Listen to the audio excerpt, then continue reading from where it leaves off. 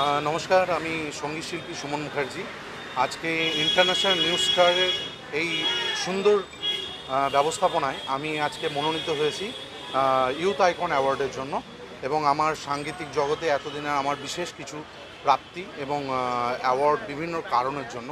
তার সম্বন্ধে আমি দু এক কথা বলতে চাই যে আমি কলকাতা রবীন্দ্রভারতী বিশ্ববিদ্যালয় থেকে আমি আমার সঙ্গীত বিষয়ে গ্র্যাজুয়েশন মাস্টার ডিগ্রি করেছি। মাস্টার ডিগ্রি এবং গ্র্যাজুয়েশনে আমি ফার্স্ট এবং আমি গোল্ড মেডেল পেয়েছি রাজ্যপালের হাতে। এছাড়া বিশ্ববিখ্যাত গায়ক সোনু নিগমজি আমার গান 30বার সোশ্যাল মিডিয়ায় শেয়ার করেন, বহুবার কমেন্ট করেন এবং তার সাথে ব্যক্তিগতভাবে দুবার আমার দেখা হয়। তিনি আমায় অনেক ভালোবাসা আশীর্বাদ দিয়েছেন। এছাড়া রূপকুমার রাঠোর, রেখা ভরদ্বাজ, জিৎ গাঙ্গুলিরাও আমার গান বহুবার শেয়ার করেছেন এবং কমেন্ট করেছেন। আমার বিভিন্ন সিঙ্গেল গান এতদিনে রিলিজ হয়েছে বিভিন্ন প্ল্যাটফর্মে, স্পটিফাই, জিও সাবন ইত্যাদিতে।